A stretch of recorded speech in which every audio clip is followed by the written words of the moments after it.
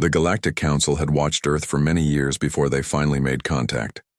They studied human wars, peace treaties, and how humans lived. After all this watching, they came to a wrong idea. They thought humans were afraid of fighting and war. They saw how humans often tried to talk and make peace after wars. They did not understand that humans could be fierce warriors when needed. The day for first contact arrived with little warning. The huge alien ship appeared in Earth's orbit early on a Tuesday morning. News channels across the planet showed the same images, a massive vessel shaped like a silver leaf, hanging silently above the Atlantic Ocean. Governments called emergency meetings. Military forces went on high alert. Regular people looked up at the sky with fear and wonder. The aliens called themselves the Galactic Council, a group of 15 different species who worked together to keep peace in this part of the galaxy. They asked to meet with Earth's leaders at the United Nations building in New York. Elliot Wright never expected to be chosen as first ambassador to the stars. He was a career diplomat with 30 years of experience, but this assignment went beyond anything in his training. As his transport helicopter approached the UN building, he looked out at the crowds gathered in the streets. Some held welcome signs. Others carried protest banners. All of them looked nervous. 5 minutes until landing, Mr. Ambassador, the pilot said over the intercom. Elliot straightened his blue tie and reviewed his notes one last time. President Martinez had given him clear instructions. Be polite, gather information, make no promises. The future of humanity might depend on what happened in the next few hours. The council representatives waited in the General Assembly Hall. 6 aliens of different shapes and sizes. The tallest stood nearly 8 feet high with a body like a praying mantis. Its green exoskeleton gleamed under the lights. Next to it stood a being that seemed made of blue crystal, light reflecting through its transparent body. The others were just as strange. One looked like a floating jellyfish, another resembled a furry turtle, and 2 were humanoid, but with features that weren't quite human. Elliot walked down the center aisle with steady steps, aware of the cameras broadcasting this moment worldwide. The mantis-like alien stepped forward. I am Supreme Counselor Clothrak, it said, its voice coming through a translator device at its throat. We welcome humanity to the greater galactic community. Thank you for this historic opportunity, Elliot replied. I am Elliot Wright, representing the nations of Earth, the crystal being moved forward. I am Zoltar, Chief Diplomat. Please know that we come in peace. Your species has nothing to fear from us. Something in the way Zoltar said this caught Elliot's attention. There was a tone of, what was it?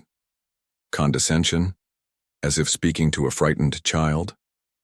Earth appreciates your peaceful approach, Elliot said carefully.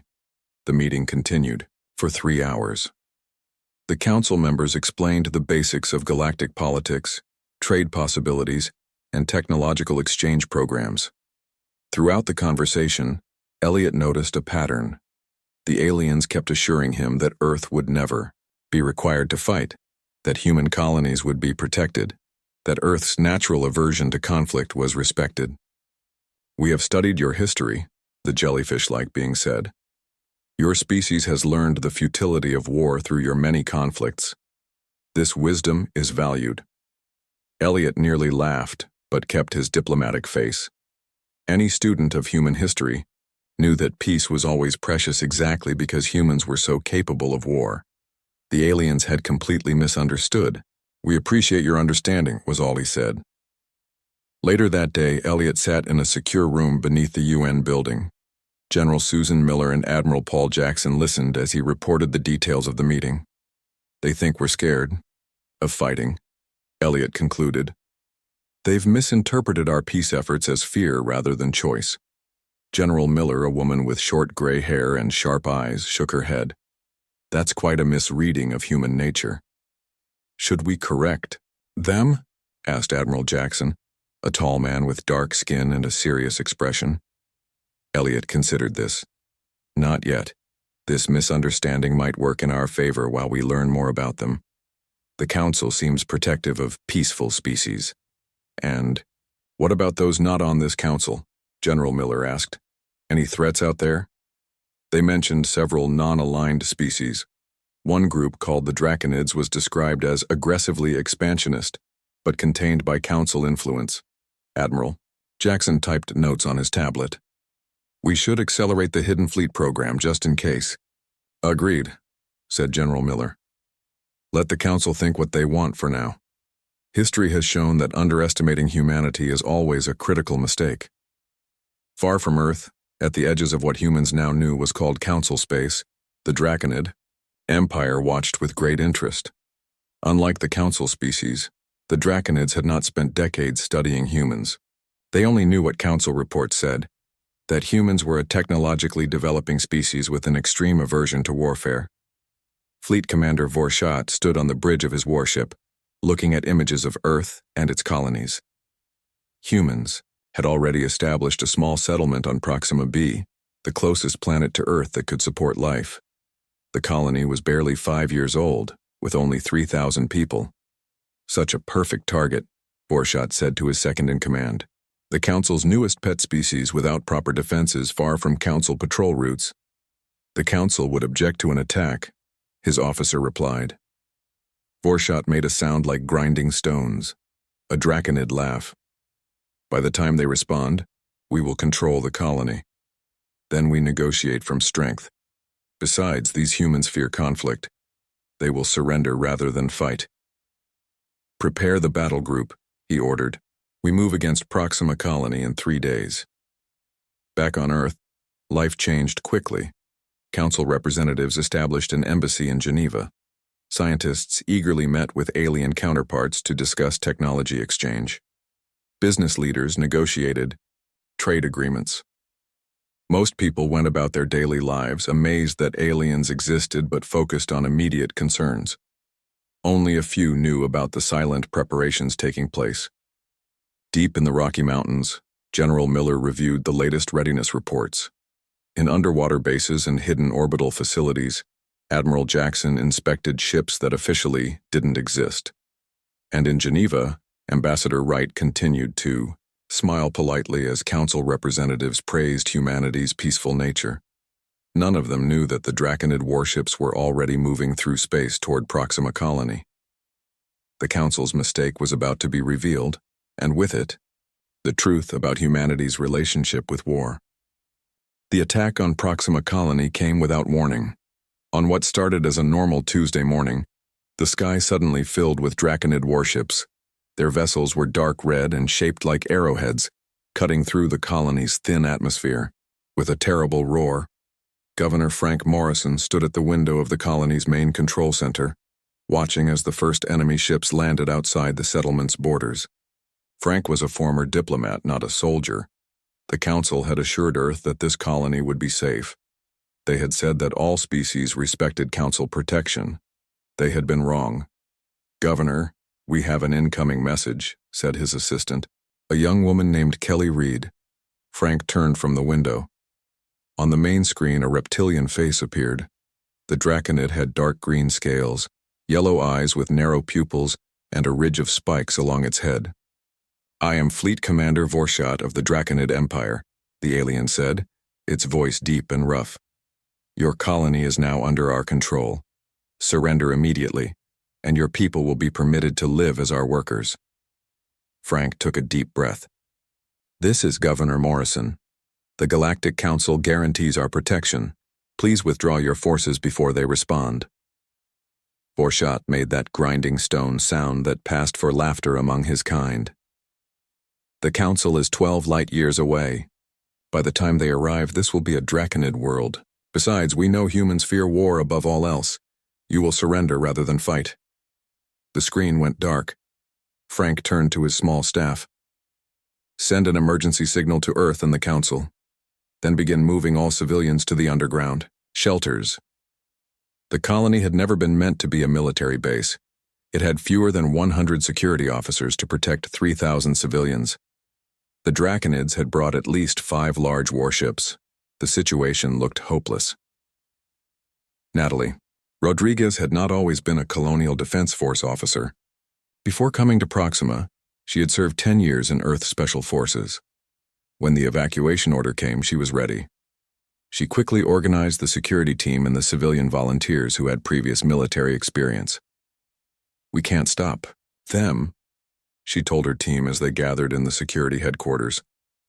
"But we can slow them down until help arrives." A young security officer looked doubtful.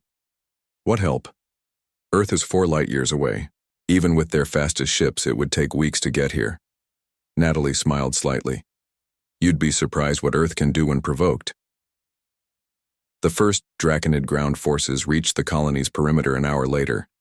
They moved with confidence, clearly not expecting serious resistance. Natalie's team waited until the enemy was fully exposed, then triggered the mining explosives that had been placed along the main road during the colony's construction. The resulting explosion caught the Draconids by surprise, throwing their front line into chaos. "First rule of fighting humans," Natalie said quietly as she watched through binoculars. "Never assume we're unprepared." Back on Earth, the emergency signal from Proxima Colony reached military command within minutes. General Susan Miller immediately called an emergency meeting with Admiral Jackson and President Martinez. "The Draconids have attacked our colony," General Miller reported. "Governor Morrison has implemented emergency protocols, but they're outnumbered and outgunned." President Olivia Martinez, a tall woman with short black hair streaked with gray, frowned deeply. "The council promised protection. Where are they?" "Their nearest patrol is 3 days away," Admiral Jackson said. "They've sent a message expressing grave concern and promising to negotiate for the colonists' safety." President Martinez stood up from her chair, her expression hardening. "They still don't understand us, do they? They think we'll just accept this attack because we fear conflict?" "It appears so, Madam President," General Miller confirmed. "Admiral Jackson, is the Hidden Fleet ready?" The Admiral nodded. "Yes, Madam President. Operation Sleeping Giant can be activated immediately."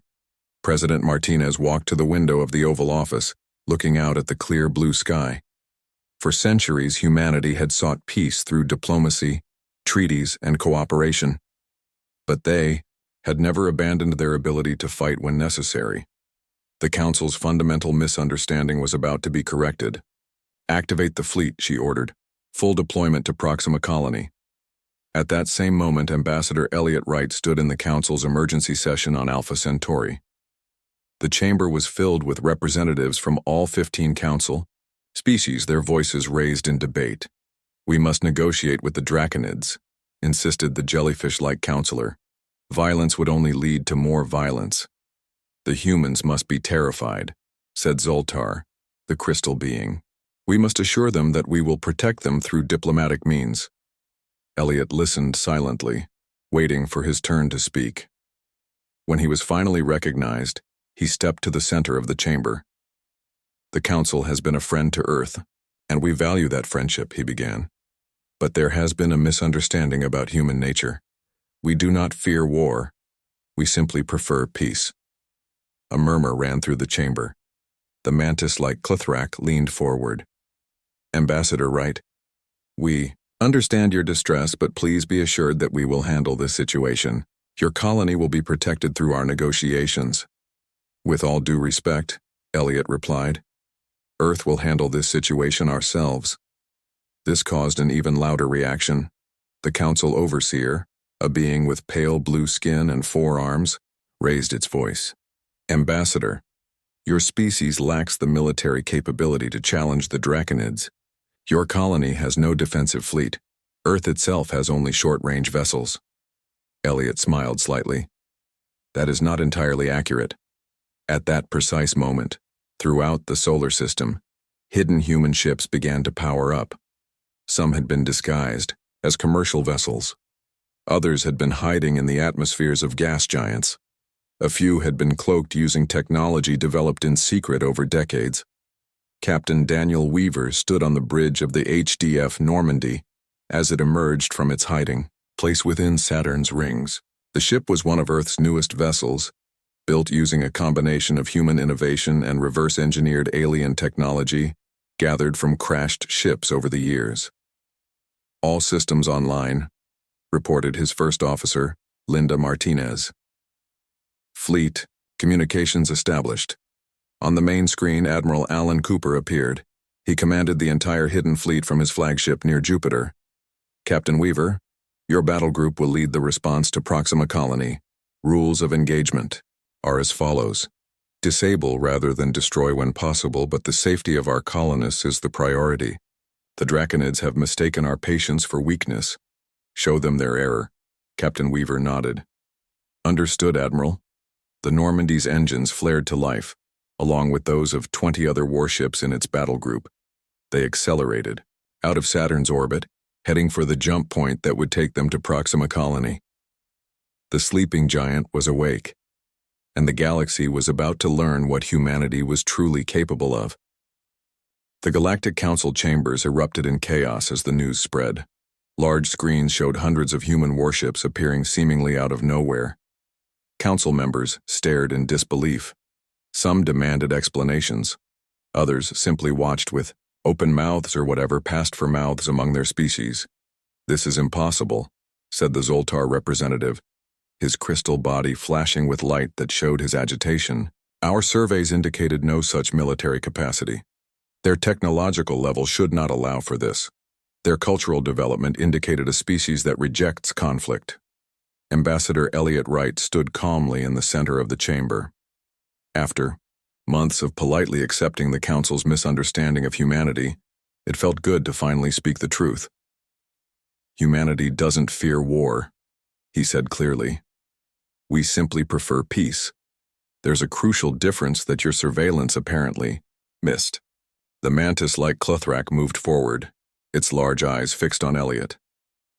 You deliberately concealed your military capabilities. We protected information that was ours to protect, Elliot replied.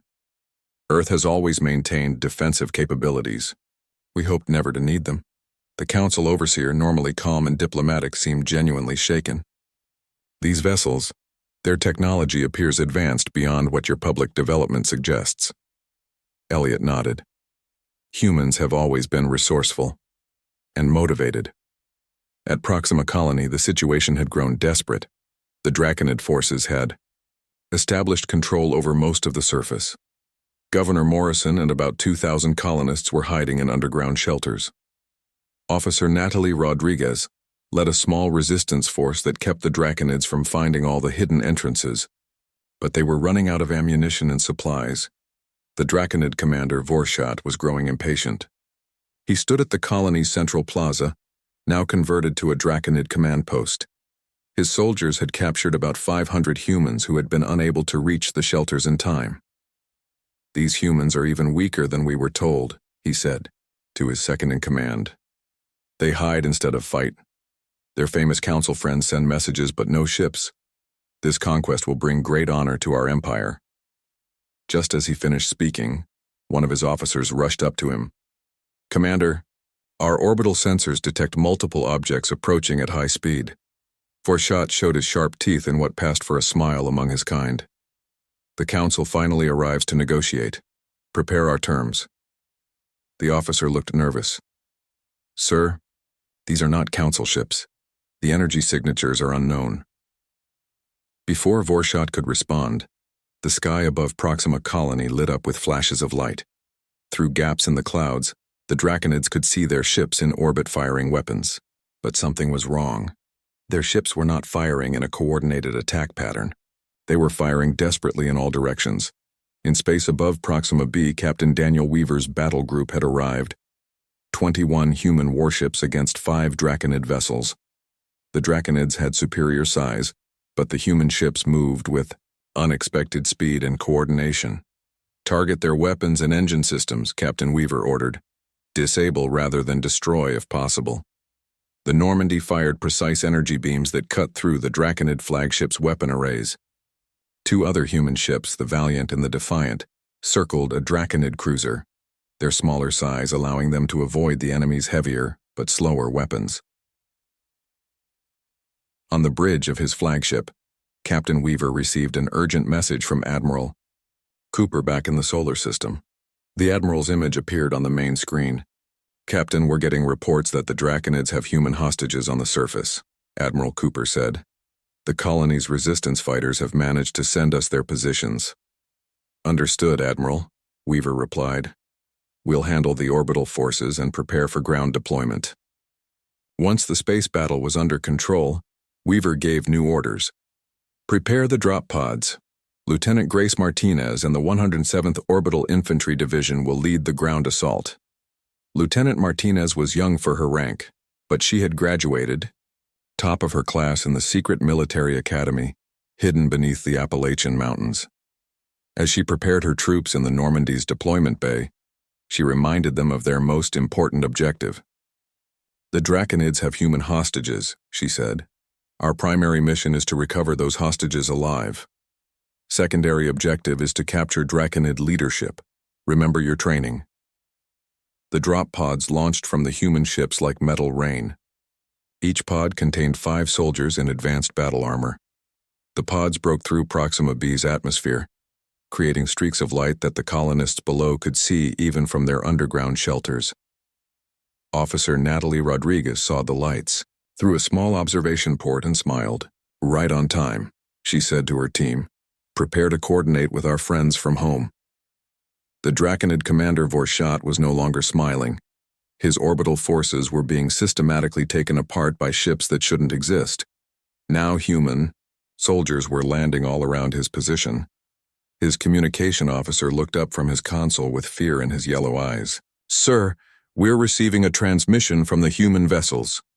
Captain Weaver's voice came through clearly on the Draconid command system. Attention Draconid forces, this is Captain Daniel Weaver of the Human Defense Fleet. You have unlawfully attacked a human colony and taken civilians hostage. You have 1 hour to surrender and withdraw. After that, we will remove you by force. Vorshat roared in anger. These are the humans who supposedly fear conflict. Who would rather surrender than fight? Send a message to our homeworld. We need reinforcements. His officer worked at the console, then looked up with even more fear. Sir, we can't send a message. The humans have blocked all our communications. On the Normandy, Captain Weaver received a response from the Draconid commander. The reptilian face appeared on his screen, eyes blazing with anger. Human Captain, Vorshat said, you have surprised us today, but do not think this is over. The Draconid Empire does not surrender. This isn't about empires, Weaver replied calmly. This is about the safety of our people. Release the hostages and withdraw your forces, and no more blood needs to be shed. Vorshat made that grinding sound that passed for Draconid laughter. You speak of peace even now? The Council was right about one thing. Humans are obsessed with avoiding conflict. You misunderstand, Weaver said. We're not trying to avoid conflict, we're giving you a chance to avoid defeat. On the surface, Lieutenant Martinez's troops had already linked up with Officer Rodriguez's resistance fighters. Together they moved silently through the colony, surrounding the areas where the Draconids held their hostages. On my mark, Lieutenant Martinez said through her helmet comm. The soldiers took position, weapons ready. At the same moment in the Galactic Council chamber, Ambassador Wright received the latest update from Proxima. He turned to address the still-shocked council members. It seems the Draconids have refused our offer to surrender, he said. What happens next will demonstrate another thing your surveillance missed about humanity. We don't just fight when we must, we fight to win. The hour that Captain Weaver had given the Draconids passed quickly. On the bridge of the Normandy, he waited until the last second expired before giving his next order. The Draconids have refused to surrender, he told his crew. Begin stage 2 operations. In orbit around Proxima B, the human ships moved into new positions. On the ground, Lieutenant Grace Martinez gave the signal to her troops. Operation Rescue begins now, she said into her helmet communicator. All across the colony, human soldiers moved at once. They did not fire randomly or rush in with loud battle cries. Instead, they moved with careful precision. Each team had specific targets and objectives. This was not a wild attack. This was a carefully planned military operation, the kind humans had perfected over thousands of years of warfare. In the main plaza where the Draconids held most of their hostages, a special team of soldiers appeared seemingly from nowhere. They had used personal cloaking devices, another technology the Draconids didn't know humans possessed. These soldiers quickly moved among the Draconid guards, using weapons that fired stun projectiles rather than lethal ammunition. 6 Draconid guards fell unconscious before the others even realized they were under attack. By then it was too late. The human soldiers had positioned themselves between the remaining guards and the hostages. Officer Natalie Rodriguez led another team that targeted the Draconid communication center. She moved silently behind a Draconid officer and placed her weapon against his scaled neck. "Don't move," she said quietly. "We're taking over this facility." The Draconid started to reach for his weapon, then froze as he realized his fellow officers were already being subdued by other human soldiers. "How?" he asked. "How did you get in here?" "We built this colony," Natalie replied. "Did you think we wouldn't know all its secrets?" In the central command building, Draconid Commander Vorshot received reports of attacks all across the colony. His forces were being systematically disabled or captured. The human soldiers were showing fighting skills and coordination that seemed impossible for a species that supposedly feared conflict. "Send all reserve forces to protect this command center," he ordered. His second-in-command looked nervous. "Sir, we're receiving reports that the human ships have deployed some kind of energy field around the colony. Our reinforcement shuttles cannot break through." Vorshot slammed his clawed fist onto the command table. "These humans tricked the entire galaxy. The Council said they were peaceful, afraid of war, but they fight like they've done nothing else. For centuries." A new voice spoke from behind him. "We've done plenty else." Vorshot spun around to see a human woman standing in the doorway of his command center. Lieutenant Martinez had her weapon pointed directly at him, and behind her stood a line of human soldiers in advanced combat armor. "We've created art, music, literature, and medicine," Lieutenant Martinez continued. "We've explored our world and reached for the stars. But when necessary, we also fight." Before Vorshot could respond, the main screen in the command center activated. Captain Weaver's face appeared. "Commander Vorshot," Weaver said, "your forces in orbit have been disabled. Your ground troops are being contained. We have rescued all hostages. I ask you again to surrender." Vorshot looked around at the human soldiers now filling his command center. Their weapons were not fired wildly. They moved with discipline and purpose. This was not the behavior of a species that feared war. This was the action of warriors who had mastered it. "The Council was wrong about you," Vorshot said. "They said humans would do anything to avoid conflict." "The Council misunderstood," Lieutenant Martinez replied. "We don't fear war, Commander. We simply understand its cost better than most." Back at the Galactic Council chambers, the members watched in stunned silence as live feeds showed the human military operation. Their combat doctrine was unlike anything the Council species had seen. The humans didn't seek to destroy their enemy completely. Instead, they used precise force to achieve specific objectives. "They fight with restraint," said the Zoltar representative, his crystal body reflecting light in patterns of confusion. "Not restraint," Ambassador Wright corrected. "Purpose. Humans don't fight for the sake of fighting, we fight to achieve peace." The mantis-like Kulthrak turned its large eyes toward Wright. "Your species has deceived the Council. We protected information about ourselves while we learned about our new galactic neighbors," Wright replied. "A reasonable precaution, wouldn't you agree? Especially given how quickly the Draconids attacked our colony once they believed we were defenseless." In the silence that followed, several Council members exchanged meaningful glances. Later, humanity would learn that the Kulthrak had secretly supported the Draconid attack, hoping to gain control over human territory through Draconid proxy forces. On Proxima B, the battle was ending quickly. Major Richard Hayes, who commanded the second wave of ground forces, reported to Captain Weaver that all colony areas were secure. Unlike the Draconids, who had killed colonists who resisted, the human forces had captured rather than killed Draconid troops whenever possible. "Sir, we have secured the main Draconid command center," Major Hayes reported. "Commander Vorshot is in custody. Lieutenant Martinez is bringing him to the Normandy as you ordered." Captain Weaver nodded. "Well done, Major. Begin medical assistance for any injured, both human and Draconid." This order surprised the Draconid prisoners. In their military doctrine, captured enemies were not given medical care. Yet the human doctors treated injured draconids with the same care they showed to their own people. One draconid officer, being treated for a shoulder wound, looked up at the human doctor with confusion. "Why do you help me? We would not have done the same." The doctor, Sam Parker, continued working on the injury. "Because that's the difference between us. You fight to dominate. We fight only when necessary, and we never forget that our enemies are still people." Word of the human victory spread quickly throughout the galaxy. Species that had been considering their own attacks on human territory suddenly reconsidered.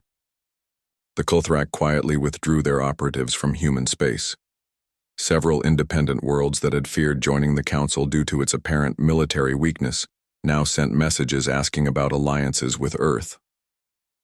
On the Normandy's bridge, Captain Weaver received a transmission from Admiral Cooper. "Excellent work, Captain," the Admiral said. "President Martinez sends her congratulations. The colony is secure, and the Council has received a powerful message about humanity's true nature."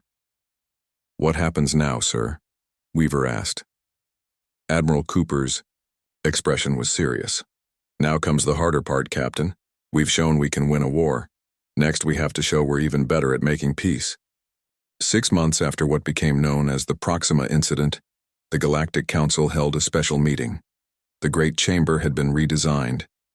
The human delegation no longer sat at the edges, but now had a place in the central ring where the most influential species gathered. Ambassador Elliot Wright entered the chamber with Commander Beth Wilson beside him. Commander Wilson had been appointed as Earth's first military liaison to the Council, a position that hadn't existed before humans joined the galactic community. "The Council has changed since we first arrived," Wright said quietly to Wilson as they walked to their seats. "So have their perceptions of humanity," she replied. The Council Overseer, a being with blue skin and 4 arms, called the session to order. Its voice echoed through the chamber.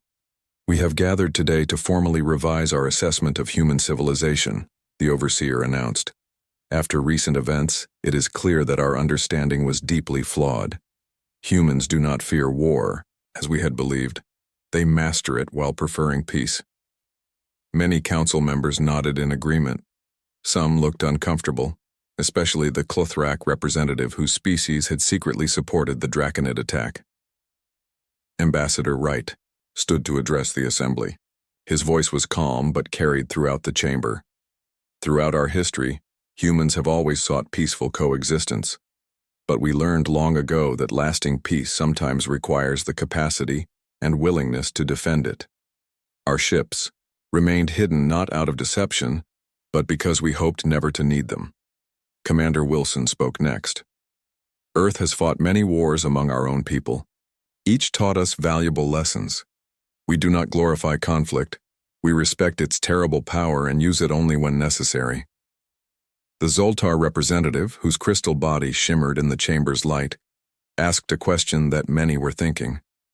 "If humans are so capable in war, why do you spend so much effort seeking peace?" Commander Wilson smiled slightly. "Because we understand better than most what war truly costs. Not just in lives lost, but in opportunities missed. Every resource spent on weapons could build hospitals or schools. Every mind focused on defense could be discovering new medicines or art forms. The most surprising development came next. A new delegation entered the chamber, Draconids. After their defeat at Proxima Colony, the Draconid Empire had undergone major changes. Their more aggressive leaders had been removed from power. Now, under new leadership, they sought better relations with both the Council and humanity. The Draconid representative, not Vorshat, but a younger leader named Kelshaw, stepped forward.